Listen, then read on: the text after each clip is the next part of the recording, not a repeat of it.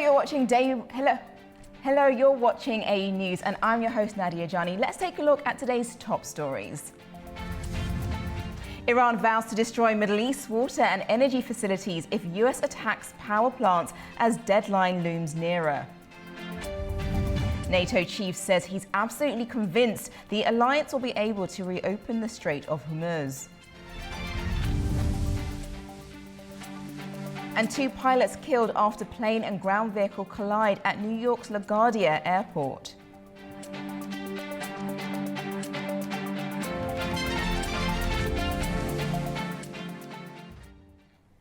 First this afternoon, Tehran has said it will irreversibly destroy essential infrastructure across the Middle East, including vital water systems, if the US follows through on Donald Trump's threat to obliterate Iran's power plants unless the Strait of Hormuz is fully opened by the end of today. Meanwhile, Israel is preparing for weeks of intensified conflict against Iran and Hezbollah. The United States and Iran are nearing a critical deadline over the Strait of Hormuz, one of the world's busiest oil shipping routes. US President Donald Trump has warned that the United States will obliterate Iranian power plants if Tehran does not reopen the waterway unconditionally within 48 hours, a deadline that is now entering its final 24 hours. In a statement on X, Iranian President Masoud Pezeshkian described US threats as a sign of desperation. He said the strait remains open to all except those who violate Iran's sovereignty, but warned Tehran is ready to fully close the route if its energy infrastructure is attacked. Iranian officials also said US-linked oil fields in the Gulf region could be targeted if the United States carries out its threat. The Strait of Hormuz is a critical global shipping lane with around 3,000 vessels transiting each month. Traffic has dropped sharply in recent days due to security concerns. At least 21 ships have been hit, targeted, or reported attacks since the conflict began. Meanwhile, Israel says it is preparing for a prolonged conflict. The Israel Defense Forces, IDF, said its Chief of General Staff, Ayil Zamir, has approved plans to continue operations against Hezbollah. Zamir said the campaign against Hezbollah has only just begun and would continue beyond operations in Iran. He described it as a prolonged campaign and said Israel is preparing for expanded ground operations and further strikes under an organized plan. Air raid sirens sounded across Israel early Sunday, warning of incoming Iranian missiles. The alerts followed overnight strikes in the southern towns of Arad and Dimona, where dozens were injured. Emergency services report that 1 person has been killed and more than 160 injured in Iranian missile strikes on Israel in the past 24 hours.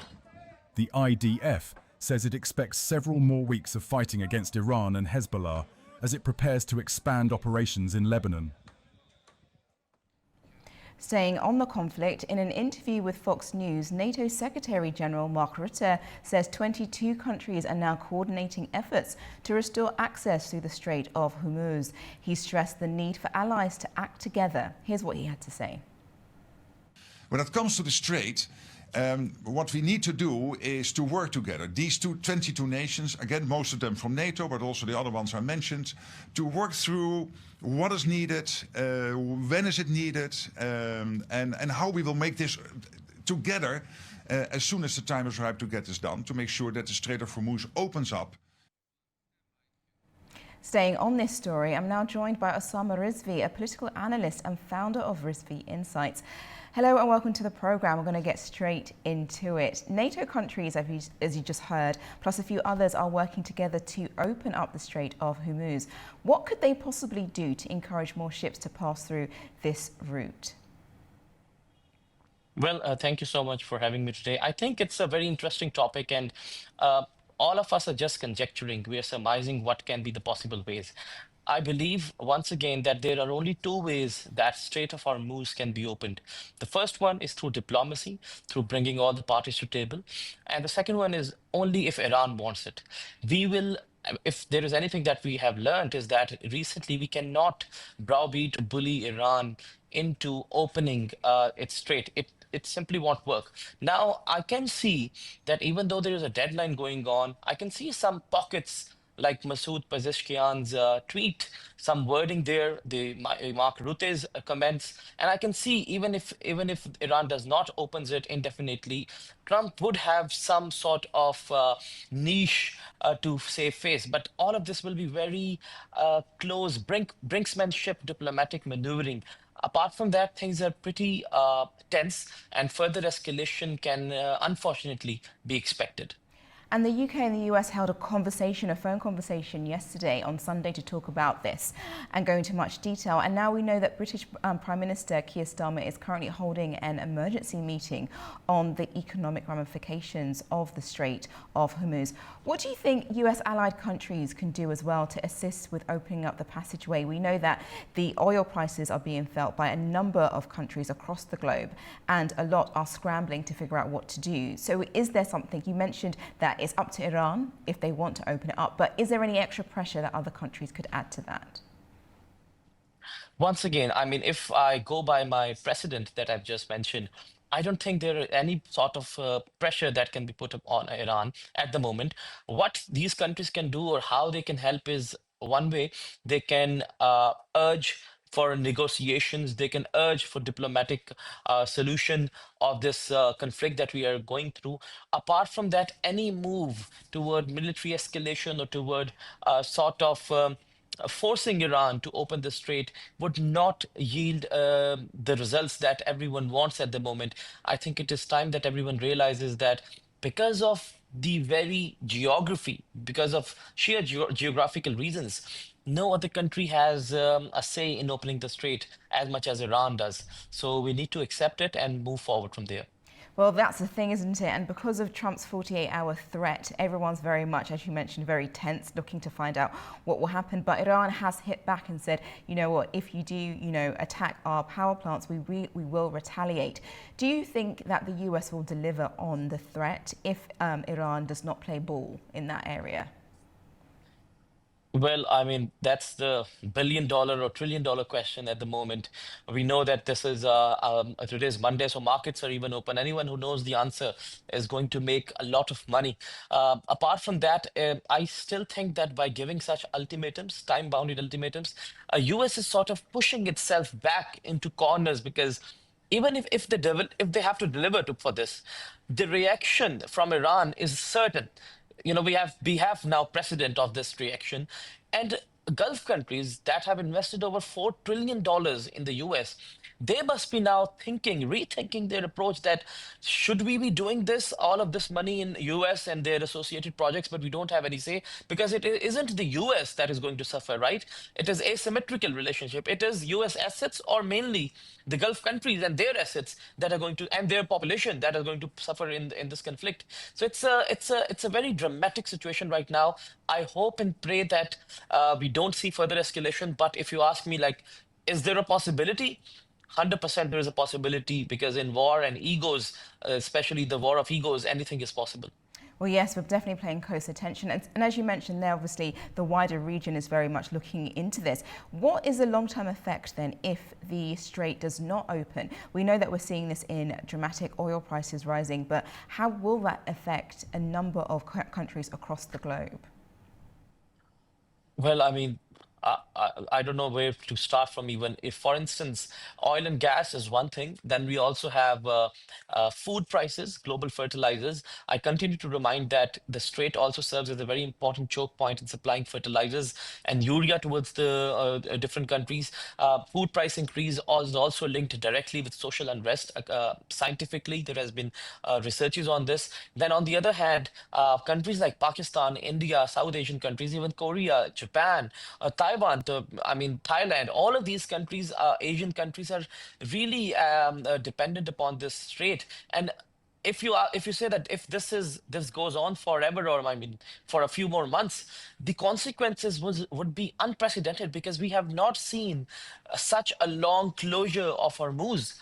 So I think if oil touches $200, we're looking at the reorientation of the global financial system and monetary policy especially, and we are going to unfortunately see once again sky high interest rates that are going to precipitate and exacerbate the current cost of living crisis that many are suffering from. Well, we know that a number of barrels have been released. So the reserves. Some countries have been able to, release that. US have put out, I think, 70 million barrels. We know that now Iran oil is no longer being sanctioned, and those barrels are out. Is that going to help alleviate some of the stress added to this particular situation going on? No, no, not at all. It can serve as a band-aid, temporary measure. If you look at the number of barrels, right, and do a simple maths, it equals like 400 million barrels equal only to 4 days of global supply. Okay, now let's take only what is missing from Hormuz, 15% of that. According to that figure, it would amount to 25 to 26 days of the supply that is missing from Hormuz. But what happens after that? So it will always be a temporary measure. Then there is another issue, technical issue, that whether the sort of barrels that are being released are also complementary to the refineries that have been attuned to process certain heavy grade or sweet grade or whatever sort of grade of oil that they've been using. So there's so many moving pieces there. It can alleviate some sort of concerns, but not a solution at all. Do you think the US has underestimated then Iran's capabilities in relation to closing a vital oil passage route to the rest of the world? Because it looks like they're struggling to get a grip on this. I think they didn't get their game theory right. I believe they definitely underestimated that what could ensue after how much high they have to go on the escalation or dominance ladder.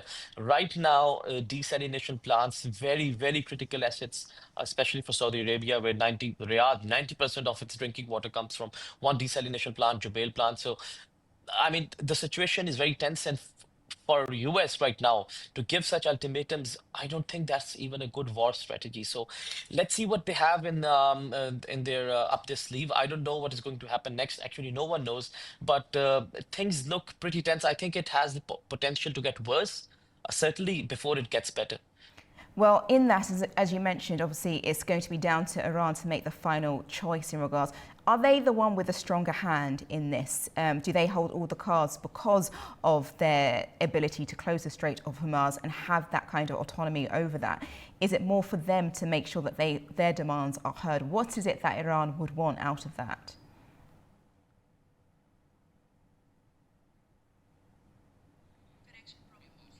Oh, I do apologise. I think we've lost you, Osama. We're having a very good conversation there. Hopefully we'll come back to you later on, but we'll go to our next story. So thank you so much for joining me this afternoon. Okay. Iran has warned of launching immediate and strong retaliation attacks on regional countries hosting US bases and Israel if US President Donald Trump carries out his threat of targeting energy infrastructures, as we just spoke of before. Our correspondent Tarash Ralilu has more from Tehran. 4 weeks into the US-Israel war on Iran, military and civilian officials here have strongly warned of immediate tit-for-tat attacks against targeting Iran's power plants in reaction to its controlling of the strategic waterway of the Strait of Hormuz. In addition to the Army's Khatam al-Anbiya Central Command and the Revolutionary Guards, Parliament Speaker Mohammad Bagher Ghalibaf, First Vice President Mohammad Reza Arif, and Deputy Foreign Minister Kazem Gharibabadi vowed immediate and strong retaliation against Israel, as well as regional countries hosting US bases. In New York, Iran's mission at the United Nations, in a letter to the Secretary General and President of the Security Council, said US President Donald Trump's threat to intentionally bomb Iran's civilian infrastructure is a blatant violation of UN conventions and international humanitarian law. In Tehran, the Foreign Ministry, in a statement, outlined its position on maritime safety in the Strait of Hormuz, stating that restoration of navigation of oil and gas tankers into waterway depends on ending military actions and threats. And in London, Iran's envoy to the International Maritime Organization and ambassador to the UK, Ali Mousavi, said the Strait of Hormuz remains open to international shipping, warning that it would be shut to the countries hostile to Iran. Meantime, Foreign Minister Abbas Araghchi, in an interview with Kyodo news agency, announced Iran's stand for an end to the ongoing war. He laid down permanent termination of hostilities, guarantees that US and Israel will not repeat attacking Iran, and payment of compensation as Tehran's conditions.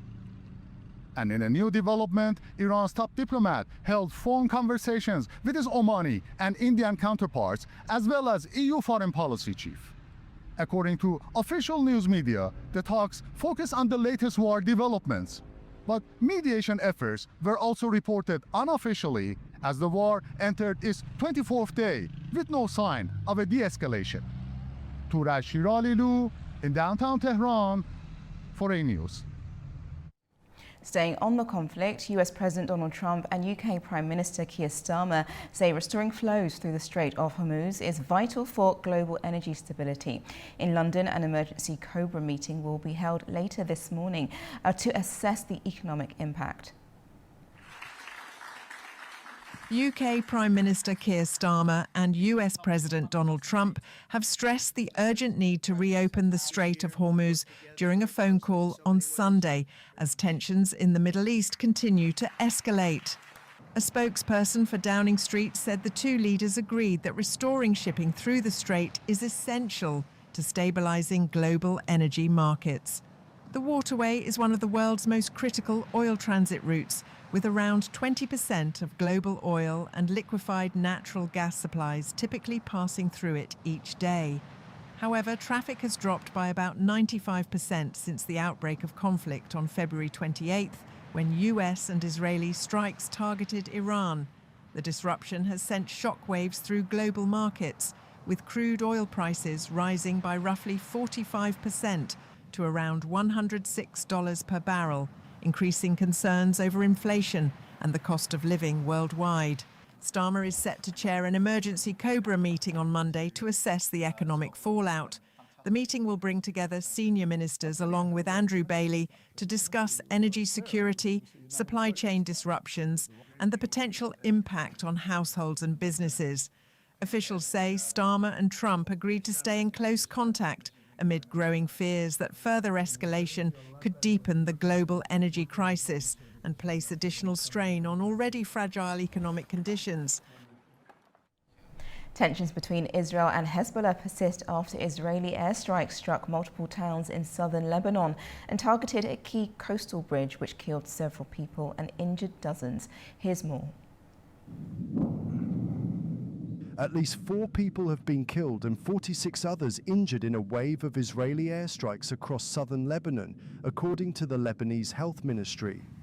Officials quoted by the national news agency said the casualties resulted from 2 strikes targeting the towns of Al-Sultaniya and Al-Sawana in the Nabatea region. Israeli forces also hit the Kashmir Bridge along the coastal highway linking Sidon to areas south of the Litani River. The strike came shortly after the Israeli military warned it would target the bridge, alleging it was being used for militant activity and the movement of operatives under civilian cover. Earlier on Sunday, Prime Minister Benjamin Netanyahu ordered the army to strike bridges over the Litani River. In the Nabatea region as well, warplanes targeted Yamar al-Shakif and carried out a series of intense strikes on the towns of Shukin, Mayfadoun and Zebdin. In a statement released on Sunday, Israel's Chief of Staff, Lieutenant General Ayal Zamir, said he had met senior officers to approve operational plans against Hezbollah in Lebanon. He warned the mission against Hezbollah had only just begun and would be prolonged. The escalation follows a cross-border attack by Hezbollah on March 2nd, after which Israel launched sustained air raids and a ground offensive in southern Lebanon. Lebanese authorities say at least 1,024 people have been killed and 2,740 injured since the hostilities began.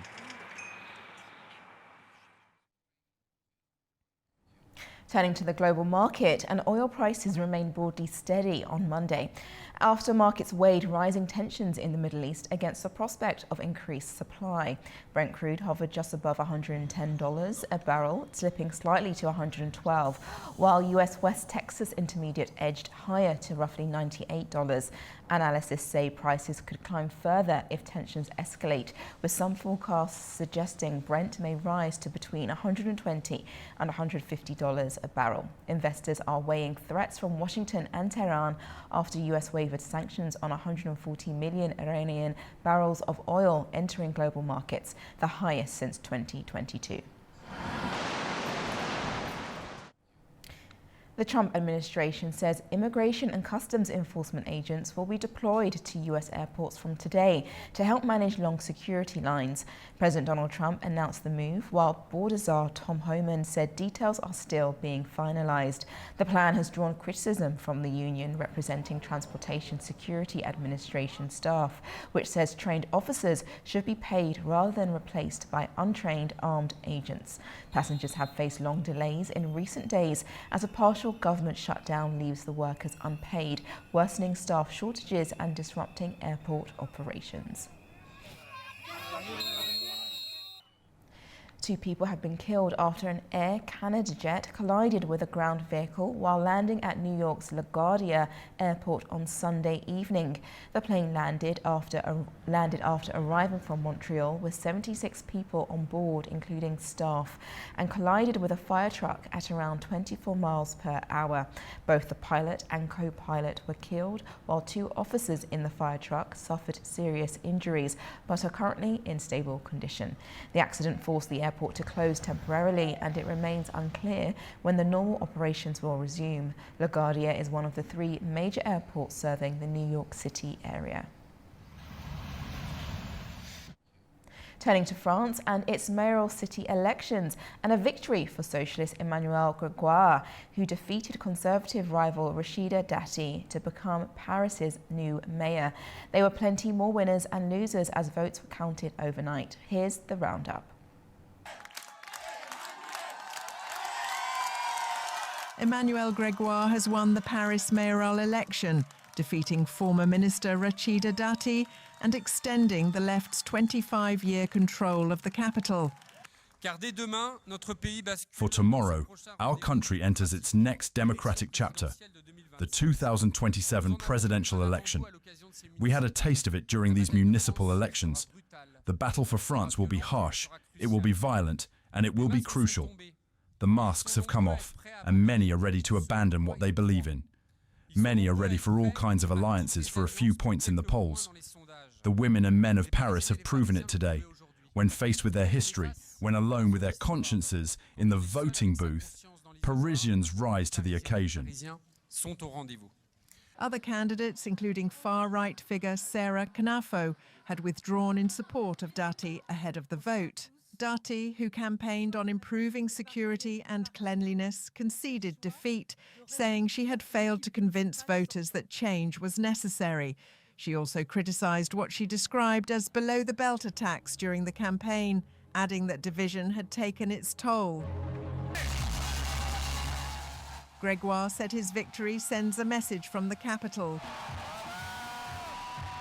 Grégoire later rode his bicycle to City Hall, where outgoing Mayor Anne Hidalgo formally handed him the keys to the city. The result comes as France's far right also failed to take control of other major cities, including Marseille and Toulon. Grégoire now takes over from Hidalgo, continuing a period of socialist leadership marked by major urban changes, including expanded cycling lanes and reduced car traffic along parts of the Seine. Moving to another election in Europe, and Slovenia's ruling Freedom Movement and the opposition Slovenian Democratic Party were tied in Sunday's parliamentary vote, with more than 99% of ballots counted. Neither bloc appeared likely to secure the 46 seats needed for the majority in the 90-seat parliament, even with coalition partners. Smaller parties that pass the 4% threshold are expected to play a decisive role in forming the next government. Protests have turned violent in Albania's capital, Tirana, as opposition supporters demand the government step down over a high-profile corruption case involving the deputy prime minister. Here's more. Clashes broke out in Albania's capital Tirana as opposition supporters protested against the government. Police used water cannon to push back crowds after demonstrators threw petrol bombs and fireworks near Prime Minister Edi Rama's office. The protests were triggered by allegations against Deputy Prime Minister Belinda Baluku. Prosecutors accuse her of interfering in public tenders for major infrastructure projects and favouring certain companies, accusations she denies. An anti-corruption court has suspended Baluku from her post, and prosecutors are seeking her arrest. However, earlier this month, Parliament voted against lifting her immunity, preventing any immediate detention. The case has deepened political tensions in the country at a time when Albania is seeking to join the European Union, with officials in Brussels calling for stronger efforts to tackle corruption and organised crime. Over to the UK, and 4 ambulances belonging to a Jewish volunteer emergency service have been destroyed in a suspected anti-Semitic attack in North London on Monday morning.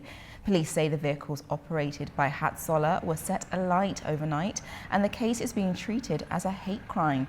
The London Fire Brigade deployed 6 engines and around 40 firefighters after receiving emergency calls on Monday morning. Health Secretary Wes Streeting confirmed there were no casualties.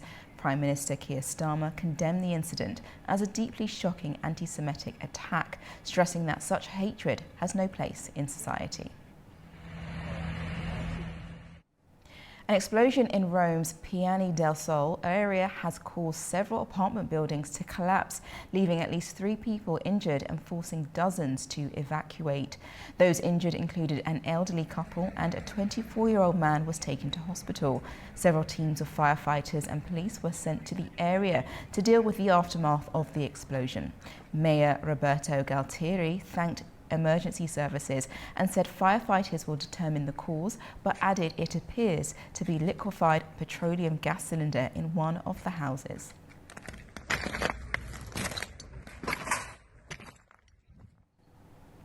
Heavy storms have triggered severe flooding across parts of Hawaii, forcing thousands to evacuate and leaving hundreds stranded. No fatalities have been reported, but damage is already estimated in the millions of dollars. Here's more on the story. Flash floods have swept across Oahu's north shore, leaving hundreds of residents stranded and forcing thousands to evacuate. Hawaii's National Guard joined local first responders on Saturday, wading through floodwaters in Waialua and assisting residents trapped by rising water. Officials say more than 230 people have been rescued so far, while around 5,500 remain under evacuation orders. Governor Josh Green described the floods as the worst Hawaii has seen in over 20 years, with damage from 2 consecutive storms estimated at around $1 billion. The U.S. Army and Coast Guard report widespread flooding across low-lying areas, with waters reaching Haleiwa and surrounding communities. The National Weather Service issued a flash flood warning on Friday, prompting mandatory evacuations in Waialua and Haleiwa as heavy rainfall inundated parts of the island. The storms brought up to 50 inches, 127 centimeters, of rain in some areas of Oahu, submerging roads and leaving large sections of the island under muddy floodwater. Despite the scale of the disaster, no fatalities have been reported. While some evacuation and flood warnings were lifted on Sunday, other areas remain at risk. Authorities have urged residents to stay alert, warning that the full extent of the damage is still being assessed. After the break, we'll take a quick look at the key stories shaping the region. Don't go anywhere.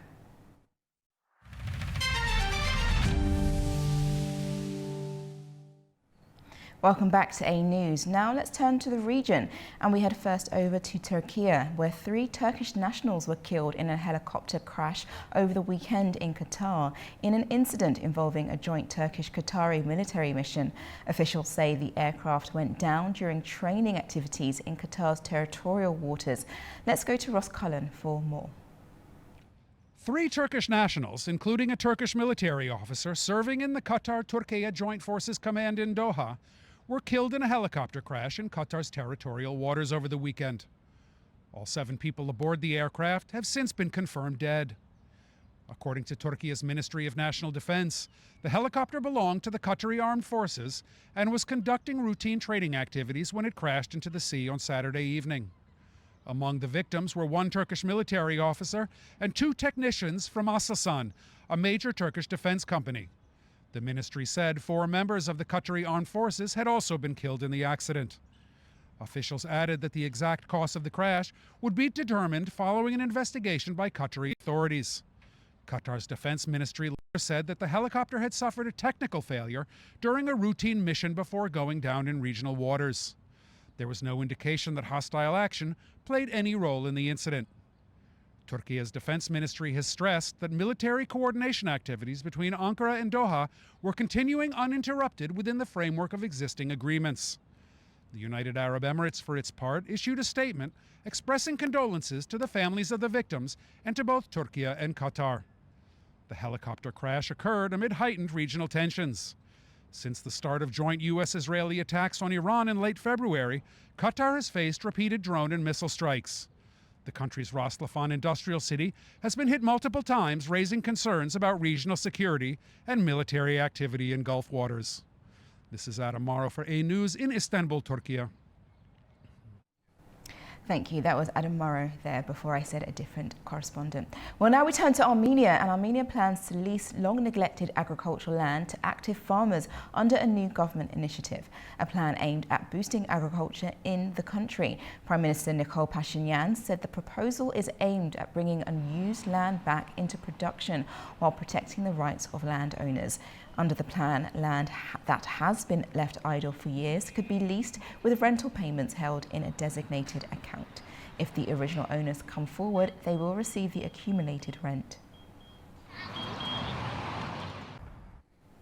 Tensions between Afghanistan and Pakistan remain high despite a temporary Eid al-Fitr ceasefire brokered by regional mediators. Both sides are now accusing each other of violating the truce with cross-border attacks. Our correspondent Tamim Bahis has the details from Kabul. A fragile ceasefire between Afghanistan and Pakistan is under strain as officials in Kabul and Islamabad trade allegations of a violation during the Eid holidays.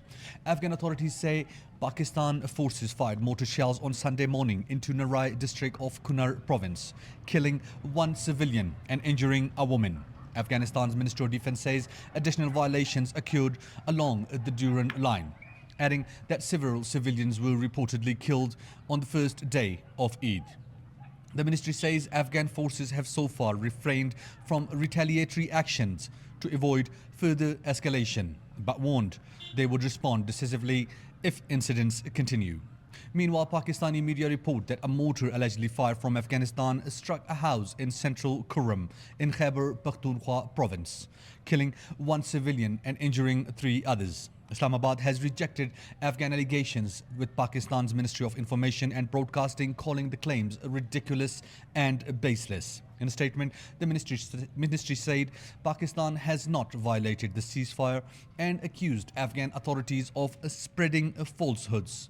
The exchange of accusations highlights the fragile nature of the Eid ceasefire, raising concerns about renewed escalation along the border. Tamim Bahis in Kabul, A News. Turkmenistan is stepping up cooperation with international financial institutions, preparing a new strategy with the European Bank for Reconstruction and Development. Let's go to our correspondent for more. Turkmenistan is strengthening cooperation with the European Bank for Reconstruction and Development as part of efforts to expand external economic partnerships and attract long-term investment.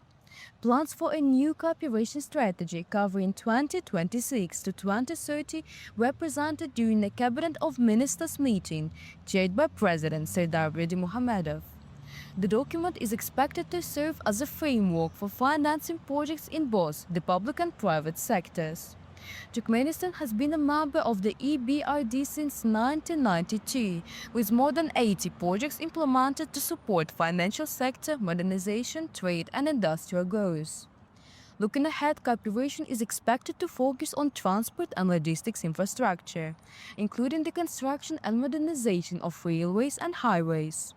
Authorities also aim to align future projects with the European Union's Global Gateway Initiative, which promotes sustainable connectivity and investment. A working group involving the Ministry of Foreign Affairs, the Central Bank and other economic institutions will develop a detailed roadmap for cooperation in the coming months, with negotiations expected to begin in the near term. Overall, the move reflects Turkmenistan's efforts to diversify its economy, attract investment, and play a bigger role in regional trade and connectivity. It is Sivil Vajab reporting from Tashkent, Uzbekistan, A News. We're now going to take a quick break. After, I'll be joined by a regional guest to discuss the latest in the Middle East and Turkey's role as mediator in the region. Don't go anywhere.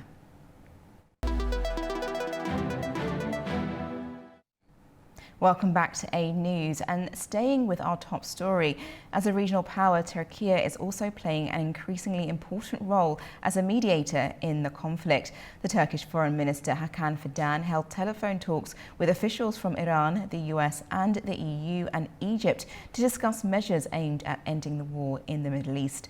Plus, on Saturday, Fidan held in-person meetings with Gulf countries to discuss ongoing risks that they are facing due to the war with Iran. Here to help me discuss Turkey's role in all of this is Bakir İlhan, Turkey Research Foundation in Ankara. Welcome to the program. Now, let me go straight to the first question. And Turkey is taking a very direct and clear approach as mediator in this conflict. Why have they decided to position themselves in this way? Yeah, I would say, looking at the crisis in the region, from Ukraine to Iran and from Lebanon to Gaza, yes, Turkey, has been emerged as a strategic actor for sure. Turkey positioned itself as a mediator country for now, but I would say Turkey's position in these conflicts, I would say, goes beyond just being a mediator country. Turkey, as I said, is also a strategic actor in these conflicts because these areas, like I said, also covers Turkey's, influence areas, I would say. And for the war in Iran right now, as you said that, Turkish Foreign Minister Hakan Fidan, did a Gulf tour in recent days, and also he held many phone calls with the European and Western counterparts, I would say. And at this point, yes, Turkey position itself as a mediating country, but Turkey has its own interest in stopping these conflicts, I would say, because these kinds of conflicts, create further instability and uncertainty for Turkish foreign policy as well, I would say, And for now, yes, Turkey is a central country that could, help stopping these wars in the region. And also, Turkey is a credible and trusted actor. This is very important because, there are many actors, there are many important actors, but, their credibility and their trustness is at question for the, warring parties in the region, I would say. But, Turkey, is clearly, distinguished itself from such a position. And right now, as I said, Turkish position in these conflicts are, credibility, trustness, openness, and diplomatic activity, I would say. And in the, upcoming days, I would say Turkey will enhance its diplomatic relations with the other actors and try to build a coalition to stop war in Iran, especially, I would say. And then, therefore, in that sense, the meeting that Fidan had on Saturday certainly proved that Turkey has a strong relationship with the Gulf countries as well, and its connection to the wider region, including the South Caucasus. Do you think that that boosts their credibility further in a step to mediate? Yes, for sure. Yes. First of all, regarding the Iranian war, I would say Turkey did not want this war to start in the first place. Turkey, clearly indicated that, it does not want or it will not accept any kind of foreign intervention to the region. Turkey, that's why, it does not, endorse such a, intervention to the region as well. But also Turkey is, against, attacks on the Gulf countries, and Turkey urged Iran not to attack on Gulf countries. Also, Turkey urged strongly Iran that not to, violate Turkish airspace, I would say, at this point. And as I said, that's why I'm saying that, Turkey has also its own interest in stopping this war, because this war, creates kind of stability and uncertainty, and also the possibility of this war to become more regional is increasing every day, day by day, I would say. And in each step of escalation creates more uncertainty, creates more, tension, and also, these all, I would say, important, these all crisis, escalation ladders, I would say, create further instability in the region right now. And That's why Turkey tries to, contain at least this war, because as I said, the widening of this war will create further costs and will impose further, economic, political, social, and military costs on the neighboring countries, I would say. Yes, there are a number of costs that are being counted, especially because of the Strait of Hormuz causing a major build-up of no oil getting to key countries. But do you think that the appeal that Turkey is having to all sides to make sure that things can actually stop or a ceasefire could be implemented, is there any main challenges that Turkey faces, or is there anything that could backfire in regards to its attempt to act as a mediator? Yeah, the main obstacle would be the American escalation, because Trump has publicly announced that he is going to strike Iran more intensively if they do not open the Strait of Hormuz. And right now, we are in a tipping point, I would say. And at this point, Turkey can contact with the United States to, not further this conflict or keep the conflict or keep the targets military as much as possible, I would say, because indiscriminate attacks or indiscriminate targeting, would will make the situation worse, I would say. And for this time, I would say, that's why Turkey tries to build a coalition that tries to stop the war in the region, I would say, because of course Turkey can establish or can establish a diplomatic dialogue with the United States, but at some point Turkey also needs partners, a coalition of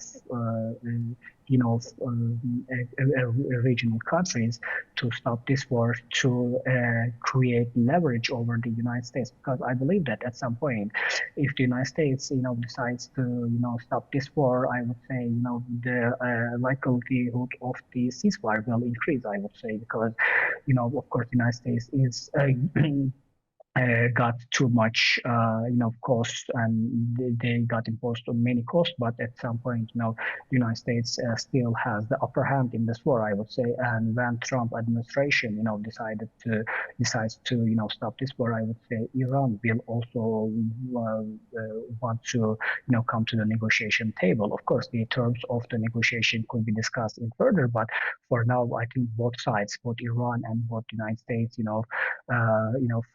needs a break, at least I would say, and Turkey can use this motivation to stop the war at this point.